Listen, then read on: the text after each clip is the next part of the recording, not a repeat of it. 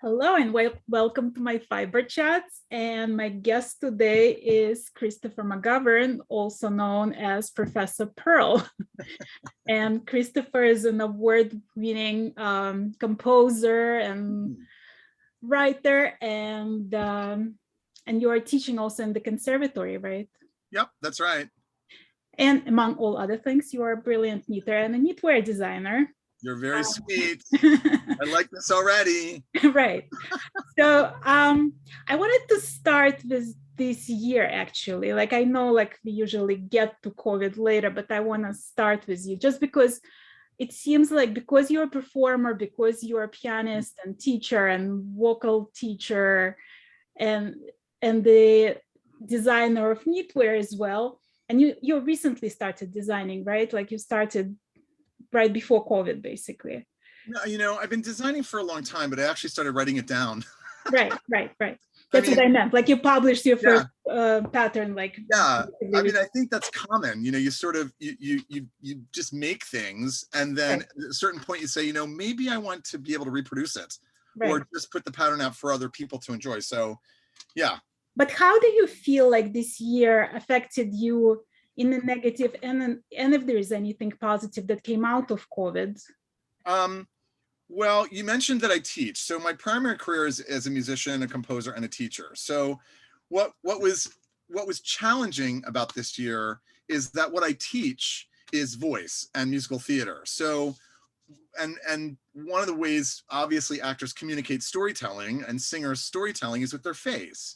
So if all we can see is this, then I think that's it. Just by definition, it makes it really hard. And initially what they were talking about was that singing, because of the amount of air that you expel, was a super spreader. Right. So it wasn't just that we were covering our students and performers' faces, it's that they were super spreading as well. So I'm very fortunate that I teach at the New York Conservatory for Dramatic Arts, and they pivoted rather quickly. So because it's also a film and television school, they had these huge monitors installed. So the way we did it initially was just to pivot very quickly to everything being online. When it was online, actually, there were some advantages because I could actually see them. They did not have to be masked. Right. So I could actually see their faces, see what their voices were doing, see what their mouths were doing to try to help them. And then when we came into the fall, it was really important to our president that we, not the president of the school, not the president, that we let the students attend in person, since theater is a live art. Right. So it's really difficult to kind of do things on Zoom forever. Film and TV had an easier time because those students actually were filming themselves. So so that was the sort of good thing, is that we were able to kind of pivot pretty quickly so that our students didn't lose a whole year or a whole half of a year. Now, the challenge was that for our seniors, it's a 2-year program. For our second years, they perform every year a big showcase, right? It's called the Found Project. They write their own material, and then we pair it with existing musical theater material. So the casting directors who are going to hire them when they get out can see who these actors really are as people. It was very successful the first year. But this year I had to rehearse it in 2 halves. So half the cast at any time was on Zoom. The other half were live, and then they would switch once a week. Right. So that was tough to do. I had to sort of rehearse half the show at a time. What was wonderful was the restrictions in New York got lifted right around the time that they were going to perform. So and by then, most of our students, I think almost all of our students, had been vaccinated. So now the restrictions came up, and they were allowed to sing together for the very first time. So we were at Theater for the New City, which is down on the Lower East Side. It's a big, giant, open sort of black box space. And I said to them, okay, let's sing that opening number. And they were all here. And I said, And they all just, and without COVID, I wouldn't have had that moment. And I'm not sure that the students would have had that same moment of feeling an appreciation for being able to sing together, which is something we students and musical theater performers take for granted. Right. So what about the knitting, designing? That's part of your life during COVID. Well, that was actually the opposite, because when you're quarantined or when you're stuck at home, I mean, it's either knit or kill my husband. That was choices.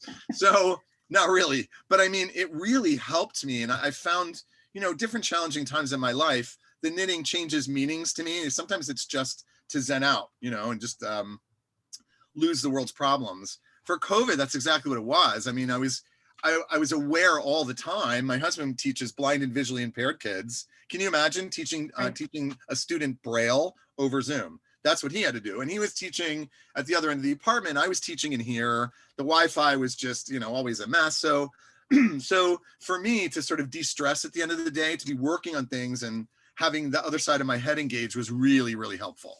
Right. So the knitting definitely served that. And you taught your husband how to knit, right? I did. So did when that happened, I did. Yeah, I mean, listen, I've looked at all your interviews obviously before I had you. Yeah. But like, when did you teach him? Is it like a recent development? No. No. So we've been together about 13 years. I taught him. We were on vacation, and I'm always knitting. I always had something because I used to travel a lot. So I was the musical director for a couple of performers that did a lot of concert tours. Right. So I was on, cruise ships or airplanes or, waiting for an airplane or waiting for another airplane, whatever it was. So I always had some knitting with me. And then we went on vacation, and I would always say, oh, let's go to the yarn store. And he would go, okay, let's do that. So, but eventually I watched him watching me one night knitting, and he was like, I think I'd like to learn. So we were on vacation in New Hope, Pennsylvania. I'm from very close by to there. I grew up close by to there. And he said, you know what? I think I want to knit. So I bought him really big, size 11 or something, and chunky yarn. Cause when someone starts to knit, you want them to create something really fast and feel like, oh, look, it's doing.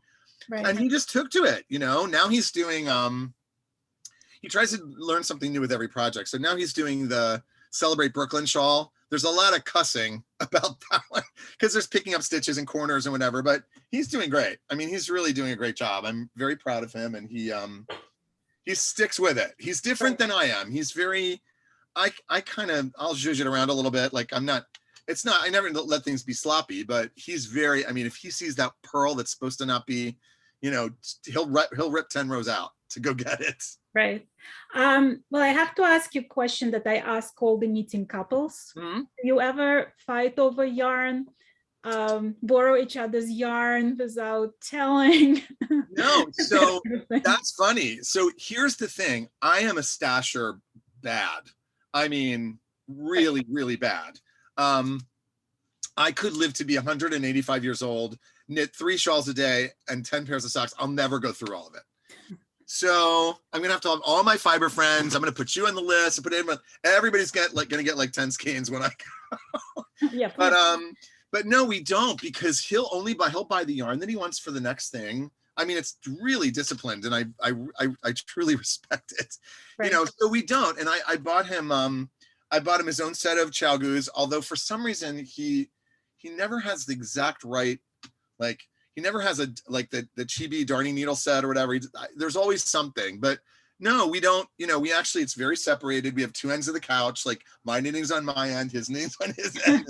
Never the twain really meet. We do sometimes do similar projects though. Right.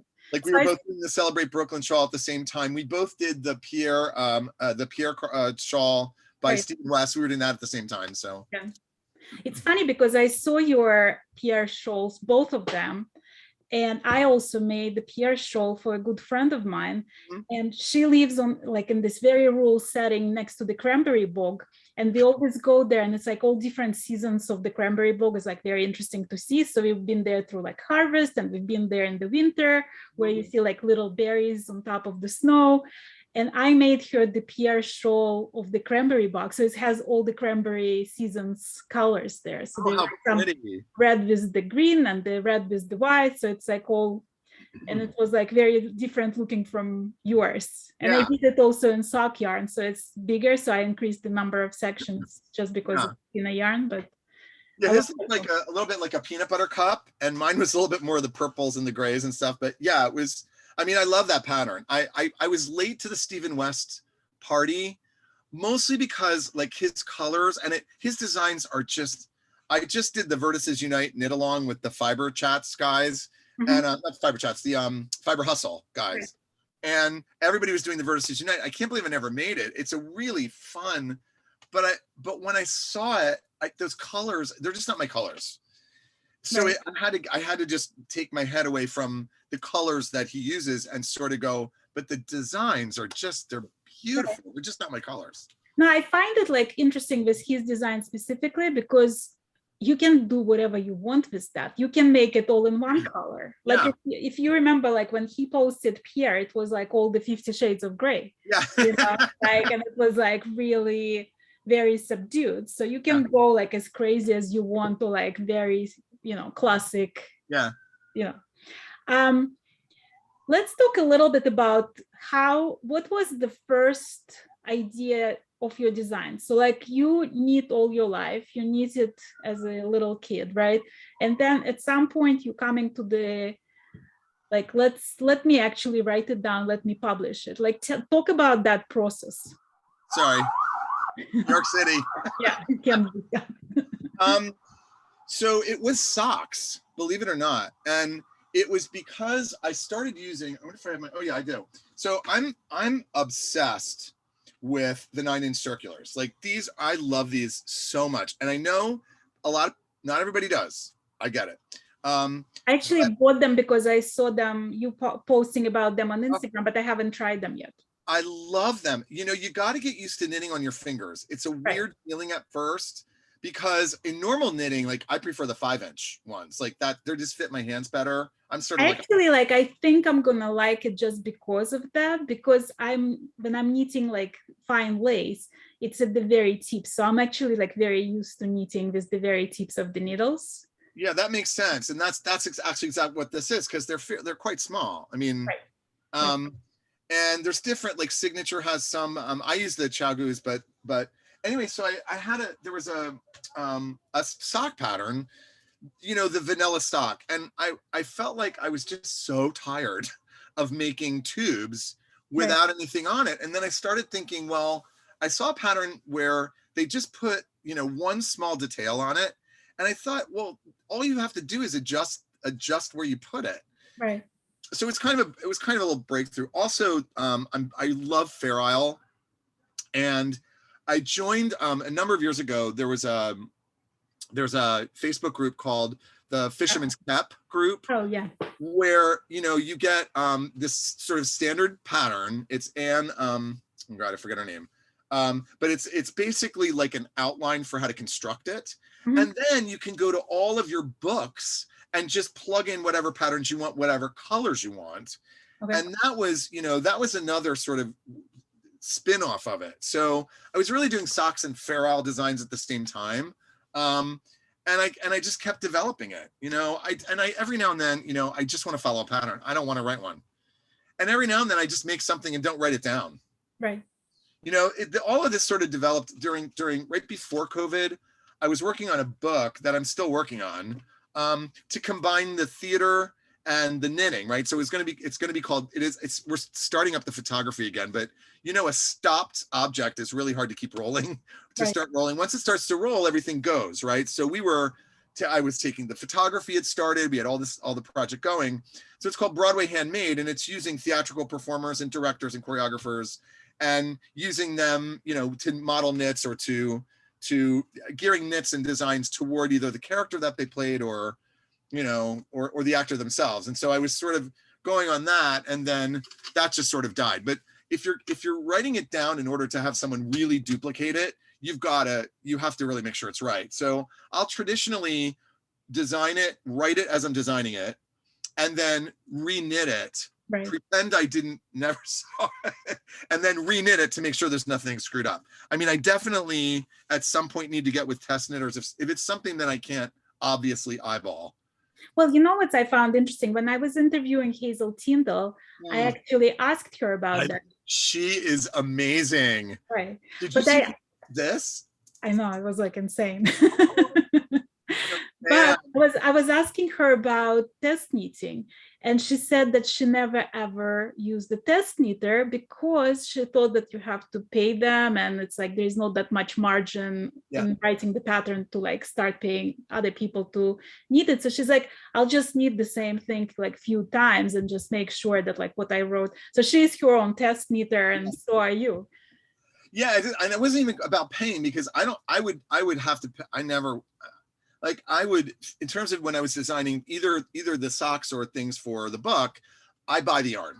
Like Right. I don't ask for, I don't, and I know people do it, and I it's no judging on it, but I mean, I can buy the yarn, so I would rather buy the yarn. I still want them to get, I want people to know whose yarn it is and to go patronize them. And I'm very lucky that I kept working all the way through, so I was able to. I believe in patronizing the smaller dyers and those people because that's their art. Right. But I understand how, the testing market, I've never really done it. I would have to learn more about it to find out even what you do. I mean, some of it is like, it also, like, I get what you're saying, right? And I'm buying yarn from every small dyer on the planet just because, but like what I found when I was knitting for Julie Knits in Paris, she's, as the name suggests, in Paris. Mm-hmm. So I can't really, like, I'm becoming a disadvantage if I have to buy yarn from France or like whatever dyer she's using in Europe, because not even the cost of the shipping or the cost of the yarn, but just the time that it takes to ship it from Europe to me, like everybody else is already done with the test knit. So I'm like, so she actually, at the very beginning, when I just started test knitting for her, she was like, listen, you can use, I understand, like use whatever you have. And it's sort of interesting because like when you test knit something from one dyer, you sort of limited by the imagination of that one dyer, right? Like when you allow your testers to use, I mean, you can say like, this is the suggested yarn, but you can use something else.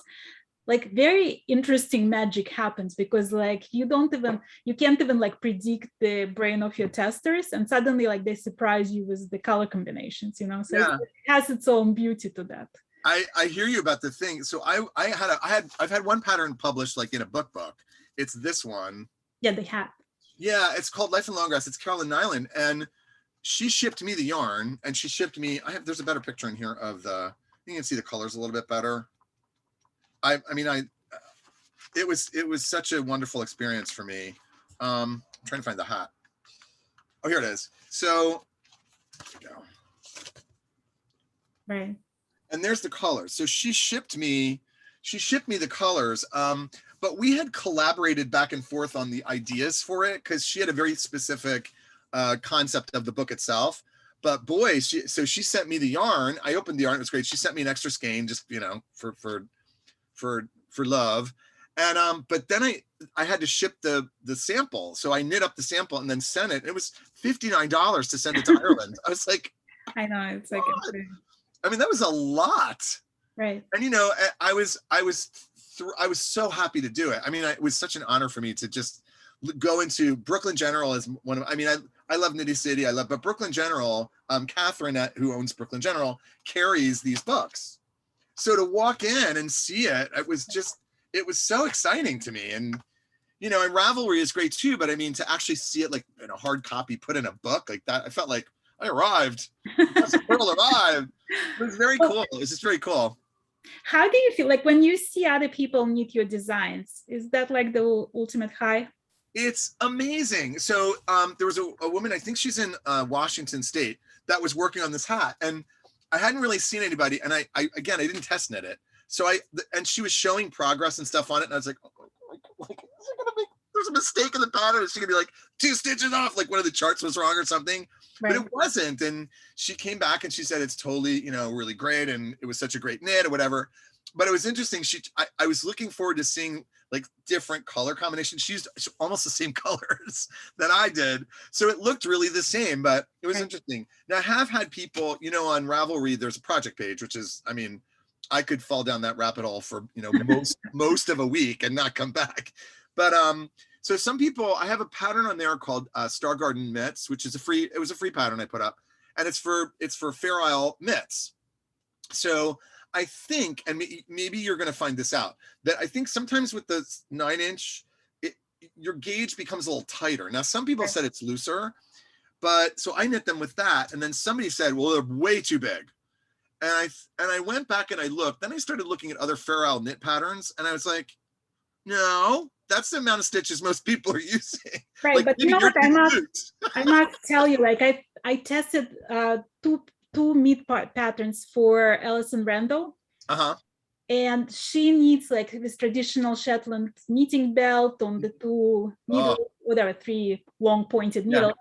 And her tension is like, I need to go 2 sizes down. Really? 2 sizes down to get to the same, because I'm like, I need mostly lace, so I'm like superb. Like, I mean, people make fun of how loose I am, you know, it's like the woman of loose knitting habits, but she's like the complete opposite of me. So as much as I like love her designs, I have to like go 2 sizes down to achieve the same gauge, and it looks beautiful. It's just like I need, it's like such an individual tension. That I found that there's a designer that I love. So I love the Niebling shawls, those beautiful, they have the bigger structures, the floral or leaves or whatever. I think they're just, I'm in love with, as you watch one of those big flowers sort of form. Right. And then when you've done a number of them, you can sort of see it, you can predict where it's going to go. It's just great. Anyway, so her name is Jutta Moller, and I think she's in, I don't want to name her country because I'll get it wrong, but she's in one of the Nordic countries, and they're beautiful, but they're always a little small. And you see these things and these people are making, and I block them. I stretch them until, you know, they're ready to break. And I'm like, they're just too small. And I know she's using lace weight. So I feel like I always use fingering weight, which means they would be bigger. And I always go up a needle size. So I'm thinking like, I never think my gauge is that off because it's usually about right. So I think maybe that's a lace knitting thing. I don't know. Perhaps, yeah. I don't know, because it's like, I find that I was test knitting shawl, it's called the third one for Monique Boonstra.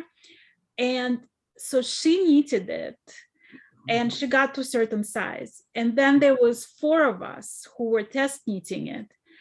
And basically we all got to like much larger size very fast. So interesting. So I'm going to show you this because you're such a lace knitter. So I just finished this. This was on the needles for all of COVID. It took, because my eyes were crossing. So this is the Smog Shawl by Annalise. I think it's Maygard. I'm going to get that wrong. If she's listening, I'm sorry. But I think you would appreciate this. I saw that. It's gorgeous. Yeah, and this was, so I made the bigger size. This one came out exactly what I thought it would be. Right. But see, I think this top part is very Niebling. You know, those big. Yes, it has that, like, yeah. And then these bottom things are, you know, a little bit less so. And I cheated a little bit because all these noops, I mean, I just wanted to jump out a window. I cannot. The noop thing is just not for me. So I changed them all to cable twists on the second round through. I'm like, I just can't do them again. I can't. I'm going to kill somebody. I can't do it. And but do you find it because you're a tight knitter? No, I just find it it's just extra work, and then you don't. I hate them, and they don't go fast enough. I feel like no matter what you do, and I don't even always like the way they look. No, it's funny because I have this one girl that I follow on Instagram, and she made like, I think it was like 100 shawls last year alone. Oh. This noops, like it's like I'm looking at it, and every week she's popping another 2 shawls, and I was like, how, you know? Does not work. No, but it's like, it's amazing. Like when they get to like that level of professionalism, the speed that they achieve is just amazing. And actually, interestingly, like I'm interviewing Anne Junson on Friday, and I saw an interview of hers with her sister on Fruity Knitting, and they were talking about how long it takes them to knit the square 6-foot Shetland lace shawl in 1-ply lace. And her sister said, it took me like 128 hours. Let me tell you, it would take me 128 hours just to knit Pass it on. Just me imagining, like I swear, I just like I can't even understand, you know. And it's like I've knitted a fair amount of them, but it's just like their speed Yeah. is just something, you know. I do think what I love about, and I sort of go, I think I'm probably every knitter probably does this, right? So you get into a Fair Isle kick, and then you make a bunch of Fair Isle things and gloves and whatever, and then you get into a sock kick, and you do that for a while. Then you get into a shawl. I mean, I think probably everybody does that. I was in the lace shawl kick for a while, Right. and I always found them a little bit compulsive fun because you want to get to that next chart. So that was, and they go so fast at the beginning, and then like this one by the end, it was Right. It's like 700 an hour and stitches. 20 minutes to do 2 rows. I was like, oh man. I started like going, well, if I start it when the view starts, I'll be done it by lunch. I was timing it by television because I just, I couldn't. And something like that, you just have to pay attention to it. You can't, Right. You can't just like, no, you can't blow it off. That's why I love doing that Celebrate Brooklyn, because except for a couple sections, you can just, it's garter. You just, right. you could just whip through it. It's great. Talking about Fair Isle, I'm just like curious, at what point did you discover Fair? Because like you were amazing at it, and you designed, like you did those berets, and like Oh yeah, the meats, and like, and I see like a lot of socks that you do. Like, when did you discover Fair Isle? Like, is there like a special reason why you find it so interesting? yeah. So I've always loved it, but it was, so I have 2 nieces, and I've knit for them since they were tiny. And now they're, 24, and she can have a couple glasses of wine at dinner, which is like, I'm like, when did that happen? Put that down. And you have a boyfriend, stay away from her. But she came down, and this was quite a while ago. She came down the stairs, and she and was wearing, those Fair Isle yoked sweater, Hazel Tyndall, one of those sweaters. And they were all in, like all the girls. And then wherever we went somewhere, and I saw all the girls, young girls were wearing, and young girls like 13, 14 were wearing these Fair Isle sweaters. And I thought, wow, that's, so I could knit something, they always liked, they went beyond the little taxi button stuff, and then I thought, well, I could make them something like that. So I started, and I'd always done it, but I hadn't done it a lot. So I just started doing it. And what I loved about it was that once you get the general kind of idea in your head of how to do it, like let's take a beret, for example, it's just math. Brim, increase to this, do this many patterns, suck it up, crown, pull it, you're done. Right. And they're also sort of smaller, more compact projects. So I started doing a lot of those, and there's a couple great books of just big, thick books of motifs. And I loved how the Scandinavian ones looked so different than, the Russian ones you can find online look so different from, the kind of more traditional Shetland motifs. And I love that you could just combine all these things and create something new. Plus, I don't mind the woolly yarn. Like I love spindrift. Like I love that sort of farmy kind of spiky feel, because once you soak it, it's fine. Right. It actually becomes very soft. Yeah. Yeah. And I think the Fair Isle looks better on that yarn. I mean, that's the people that designed it. They were shearing the sheep, spinning the stuff, and then going to do it. So that's the people that originally created the art form. Right. So to me, it was I love using that yarn. It all is fine. Like this yarn was just merino. I don't even think it was superwash. It was just 100% merino.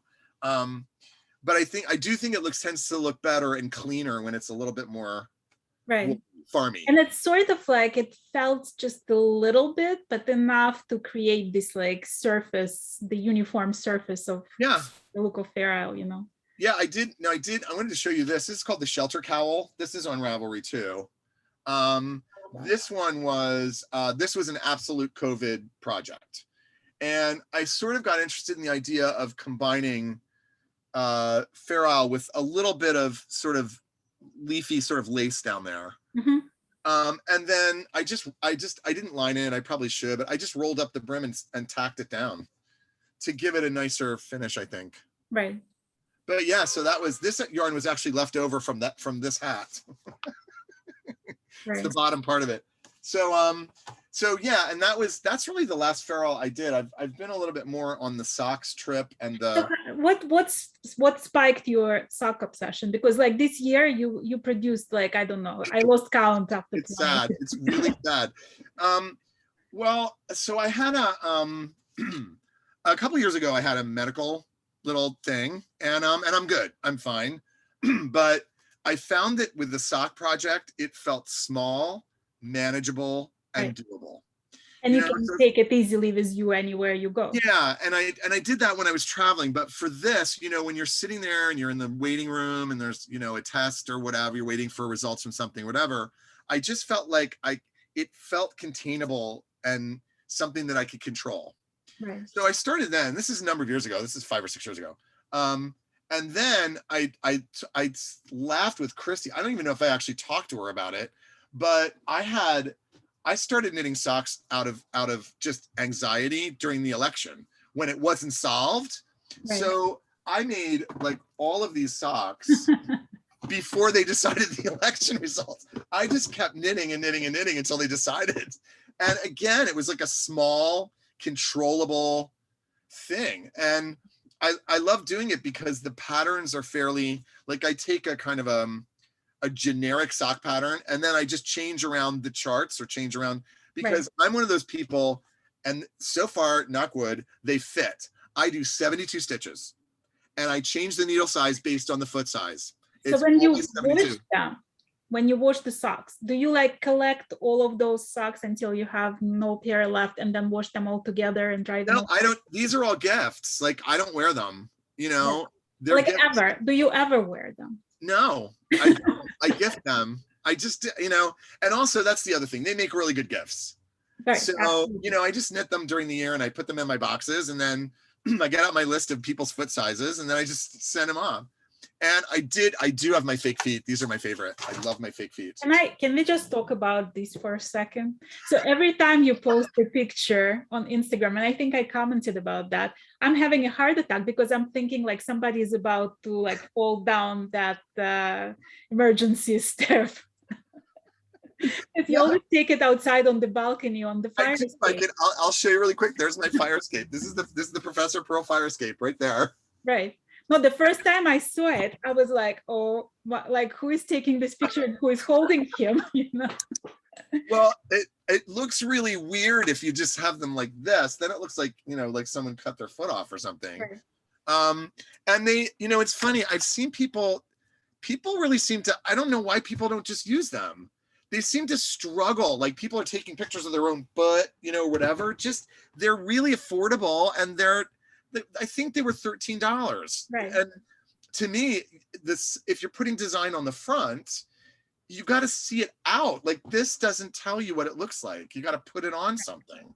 No, it really makes a difference, because like when I was knitting those Smiths test knitting for Alison Randall, I actually went on Amazon and I bought those blocking hands.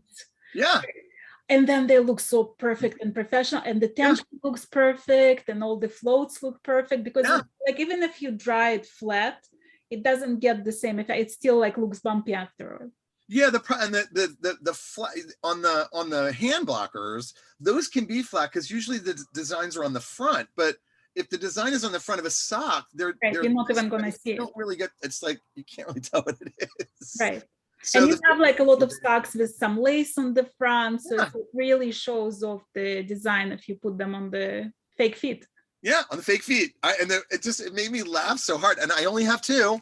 I have the small fake foot and I have the large fake foot. And they've got these magnetic things that will make them stand. And then they just stand up on my fire escape. And that's why. Now I get it. Like they just stand up there, and then I take the other sock and pose it around so you can see the side. I mean, it's really born of necessity. I'll tell you about that. So that's a COVID thing, because we had this front office. The fire escape is on the window that faces. It's New York apartments, so everything is just a little bit wrong. Right. So it faces our air conditioner was in this window, okay. So we didn't go out on the fire escape for years. I mean, I've lived in this apartment for 26 years. Mark has been here since for 13 years, almost 14. So we never went out there because the air conditioner was in the window.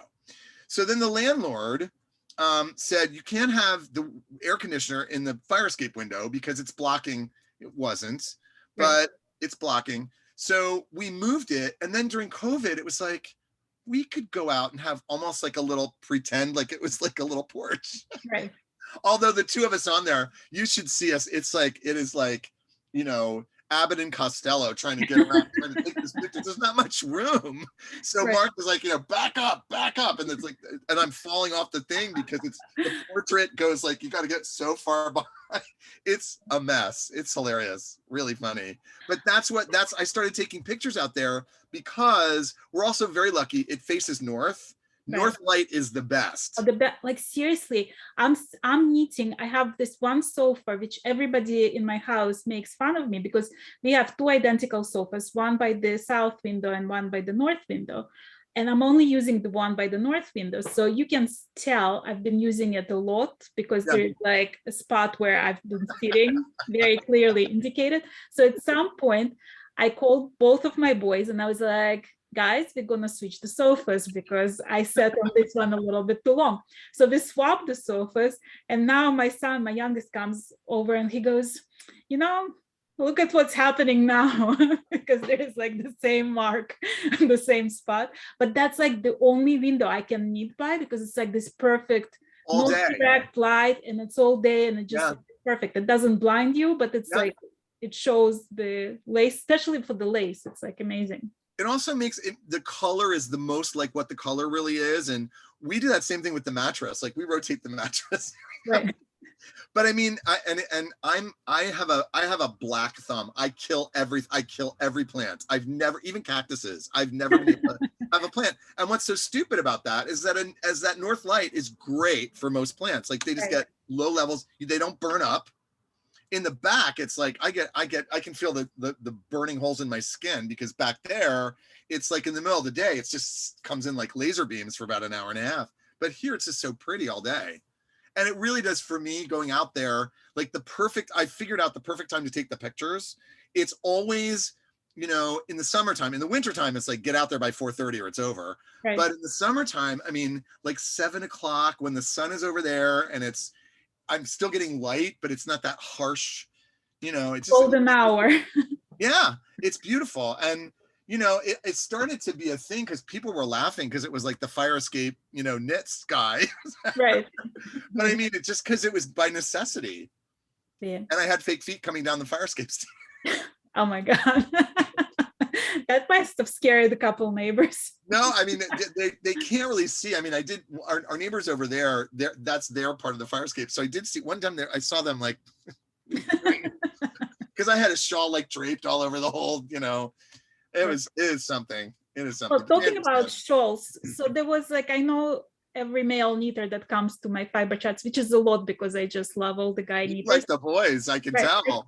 I do, but you know why? Because I find them very inspirational because the like majority of guys that knit have this like, well, it's only yarn, like what can possibly go wrong? Like I feel like women tend to be more trying to plan, trying to predict what's gonna happen, like what if that's not gonna work, what if that, and guys just like they go like, I mean, like my best friend Jax, like he learned to knit 2.5 years ago, Jax Strabel, and he's like, I'm like, what do you mean 2.5 years ago? Like you've made all of that, you know, it's just like absolutely unstoppable.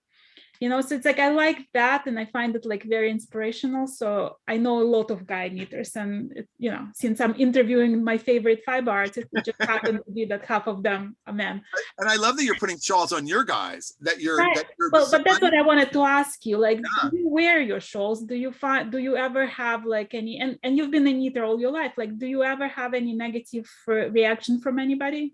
I mean, you know, first of all, I live in New York, so like me wearing a shawl is like the least interesting thing they're going to see all day. I mean, so I don't really, you know, and also the ones that I like the ones that are sort of scarfy. Like I just finished. This is one of the Brooklyn Celebrate Brooklyn shawls.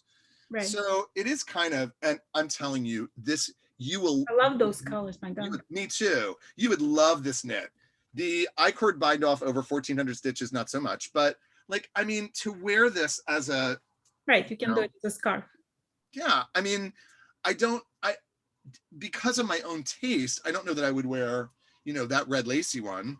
But I think it's, I mean, I'm old enough to remember when before Louis Borea, right? Before you got, you know, Oh, by the way, I'm interviewing him soon. Oh, I love and Keenan and like these guys, the younger guys. I love Louis. I've only met him sort of glancingly at Vogue, but I mean, I love what he's doing with the success as well. I mean, that he's out there, you know, teaching people to knit and hat knot. He's doing really great things with that success, which I always respect.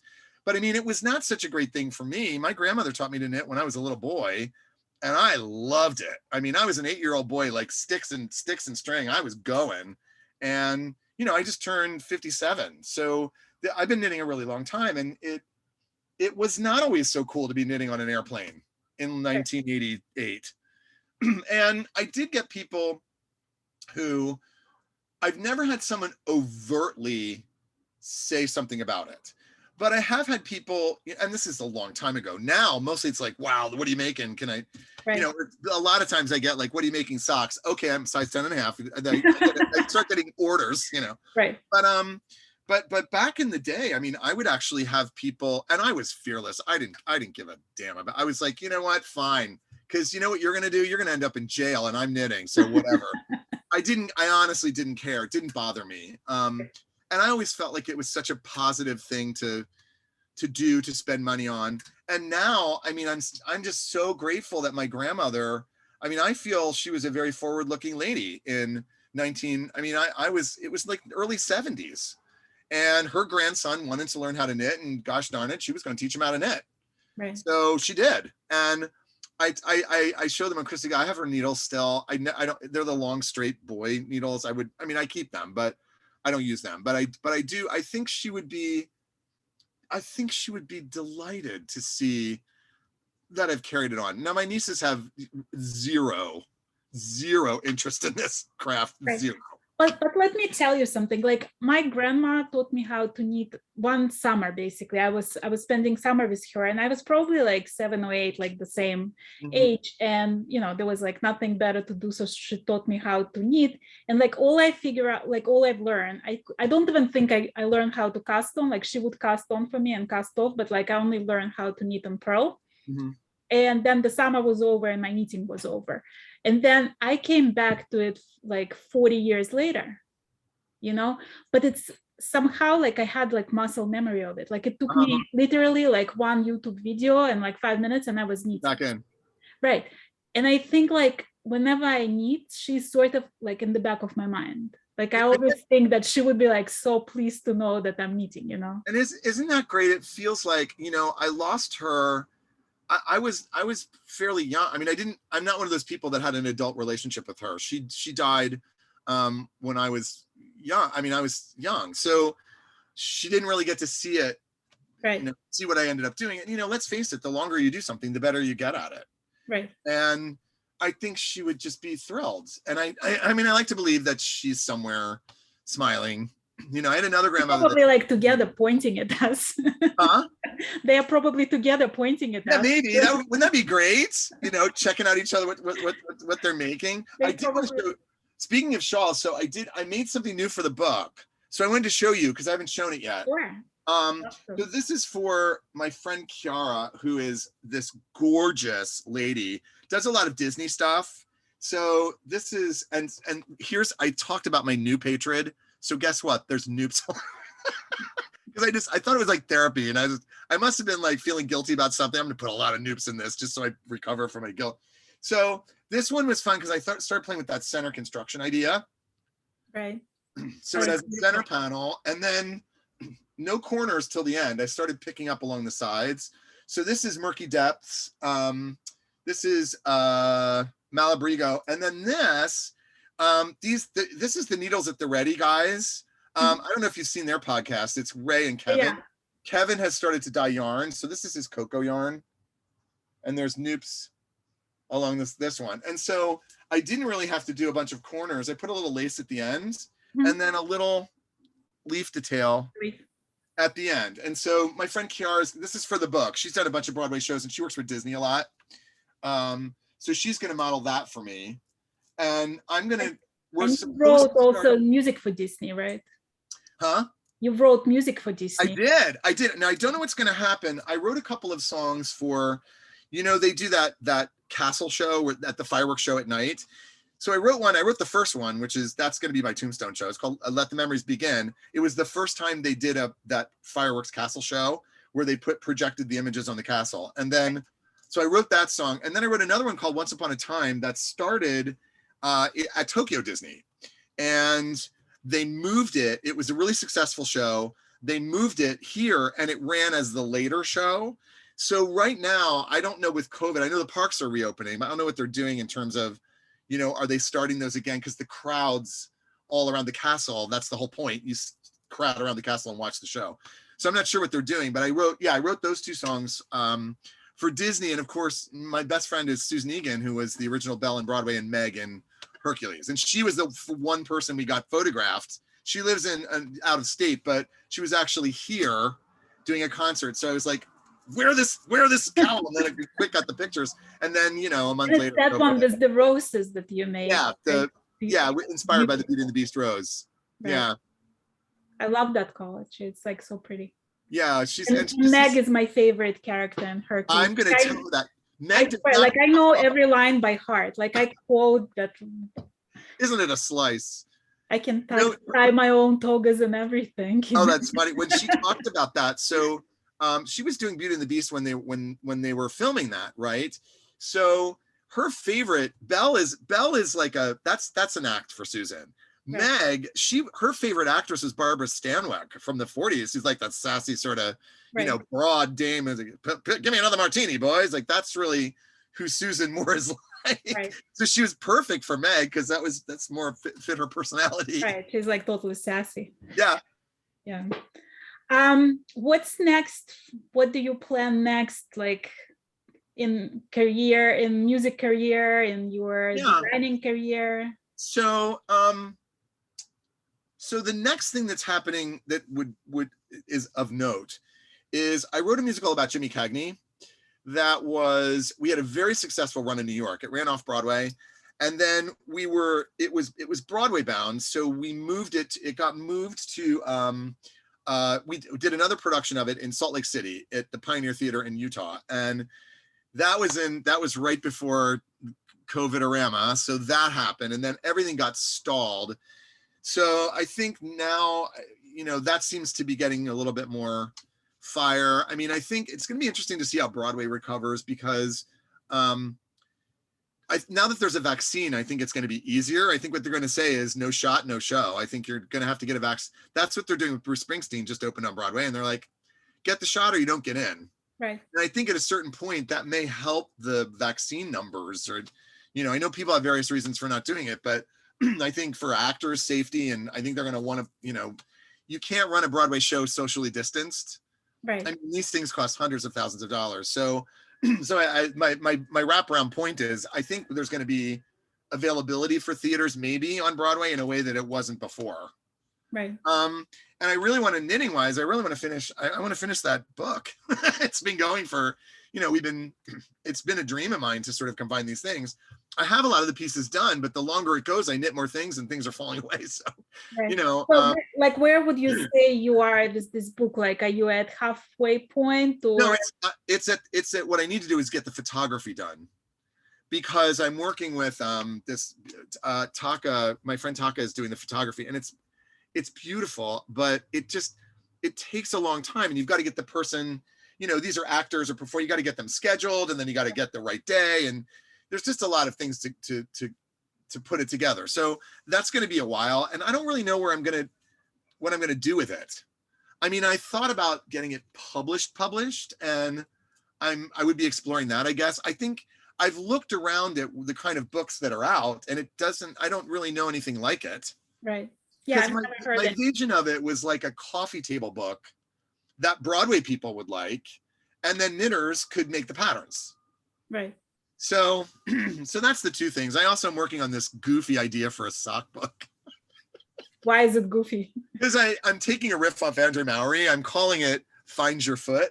Oh, like find your face. The idea is, being able to go, this is the skeletal idea of a sock. Now go find a pattern you like and put it on there. Right. You know, and it would be based around the 9-inch circulars, because I think more people would use them if they knew, like, so many, no ladders. It's, you go faster because you're not scooting it around the double points all the time. Fair Isle in that tiny round is really much easier. I mean, I find also, like, I figured out magic loop finally. oh, do you like it? Oh, I hate it.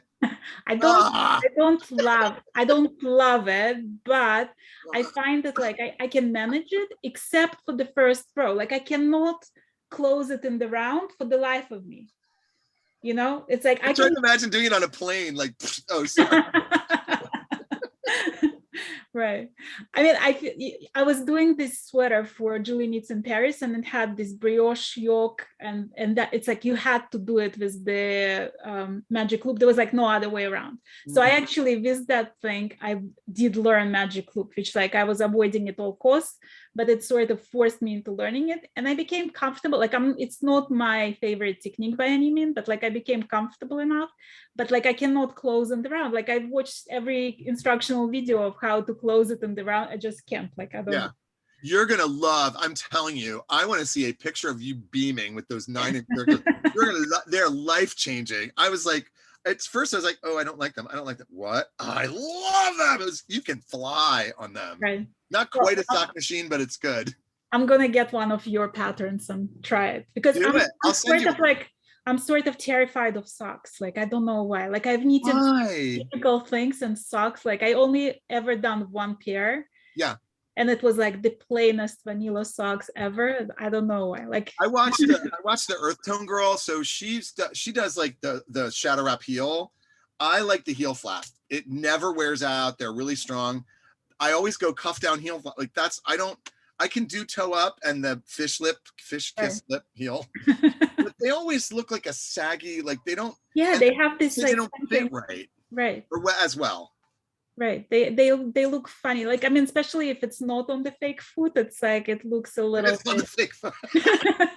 Yeah, when you don't put it on the fake foot, you have this little like flappy. It's like a baggy. Yeah. Thank you. Yeah. I don't know. You don't like that. No. But people, do your own thing. Don't be hating. I don't want Fiberchats getting hate because they're. Right. I love the fish lip kiss heel. Well, I had that problem with Zach Stout. So I was interviewing Zach Stout, who is Mr. USA Esquire, you know, and I made the joke in Knitters Gonna Knit. I was like, you know, even though he is a crocheter, but, you know, we all started somewhere. I got my head beaten off in 20 seconds.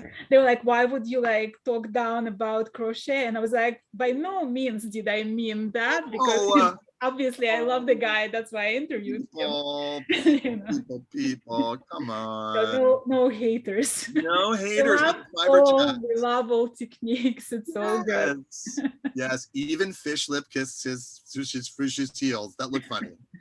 Has its own purpose. Yeah. Mind your heel. Do your heel. Well, thank you so much, Chris. I loved having you over. I love having you too. It's so nice to meet you. Yeah, hopefully we'll meet at some festival sometime soon once they're going to start. I'm planning to come to Wog Knitting, so it's like, hopefully I'll run into you there. Yes, we can go this year. We're allowed. Yeah. It's awesome. Thank you so much, Irina. Thank you. I really appreciate it. Bye.